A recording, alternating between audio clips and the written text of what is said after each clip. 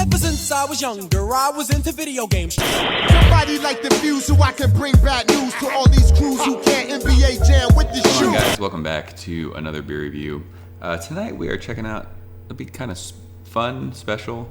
We're going to look at Stone's Vertical Epic 12-12-12. Today is 12-12-14, so this has 2 years on it now, and I want to just kind of see how it's drinking and how it's tasting. The Vertical Epic series, Stone did, they actually started, I think it was February 2nd of 2002, and they brewed and put out a beer on 222, 333, 444, 555, etc., all the way up to 12-12-12. And the idea was you would buy, bottles each year when they did their release, and by the time 12-12-12 rolled around, you had this Vertical Epic lineup of beers to kind of taste. You could go on December the 12th, 2012, and go through all your Vertical Epic beers and see how they were, as a vertical. So 12-12-12 was the last one because there is no 13-13-13. This is a 9% alcohol by volume. It's considered a Belgian dark or a Belgian strong ale. The bottle just says ale brewed with spices.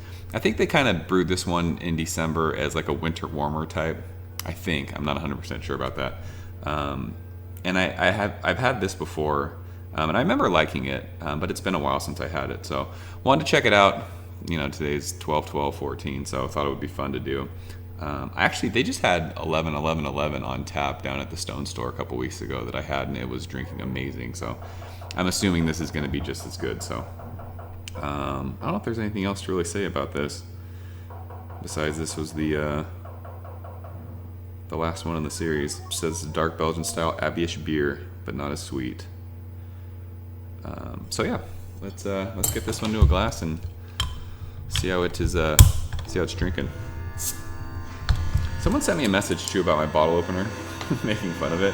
Yes, it's a wine opener, whatever. It's the only bottle opener I have. I've never been into like fancy bottle openers, so it does the job. But thank you for noticing it.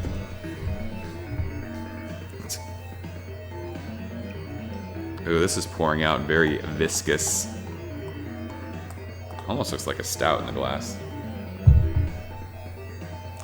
Up to the light, it is pitch black. There's like maybe the slightest hint of orange hues around the very, very bottom, but it is dark black. Awesome khaki head, about a finger. Really, really tight bubbles around the side. There's some big soapy bubbles in the middle of that. The aroma on this one, ooh, that smells amazing. All kinds of spices going on.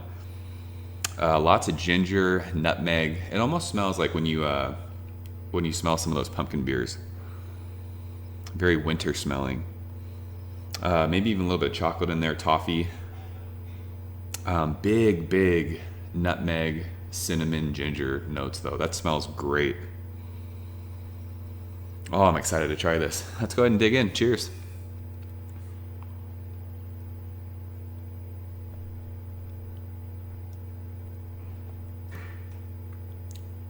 Wow, that is drinking very, very smooth. That's really smooth. The taste definitely follows the nose, but it's not. It's really, really mellow, very mild. Up front, lots of ginger, nutmeg. Just it's spicy. I think ginger is the predominant taste that I get on that. Then you get that nutmeg. A little bit of chocolate, a little bit of like almost coffee bitterness on the back end. It finishes a little bit bitter, but you have that sweet and you have that spicy. Really, really well balanced. This is tasting great. Not a whole lot of carbonation though.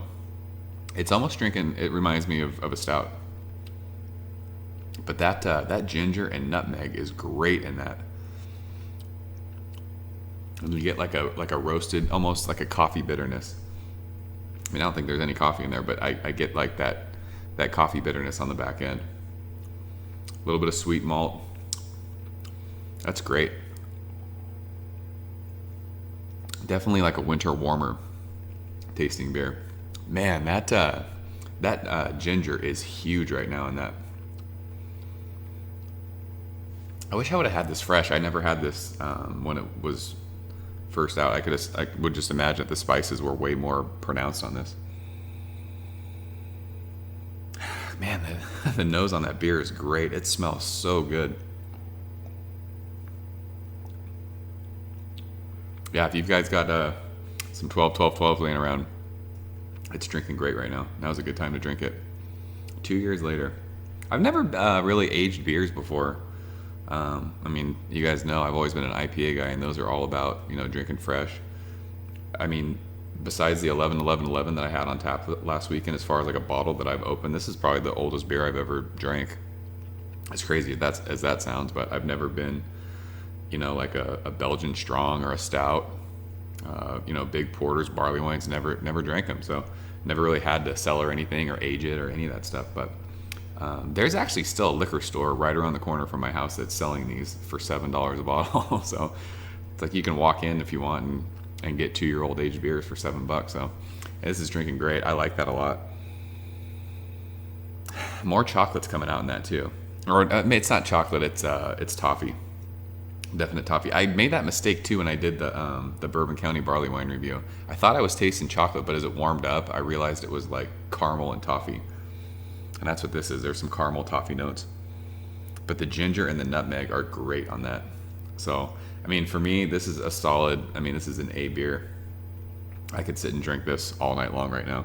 It was cold today, rainy. This is perfect for this weather. So, if you guys got 12-12-12s laying around, definitely drink them. I'm going to pour the rest of that and enjoy that for sure. So, I'm going to wrap this one up. As always, guys, thanks for the likes. Thanks for sharing these videos. If you've got 12-12-12 or you've had it, leave a comment, let me know. Maybe it tasted different when it was fresh. But if you've got them now, drink them. It is great. So until next time, I'll see you guys later. Cheers. Ever since I was younger, I was into video games. Somebody like the fuse so I can bring bad news to all these crews who can't NBA jam with the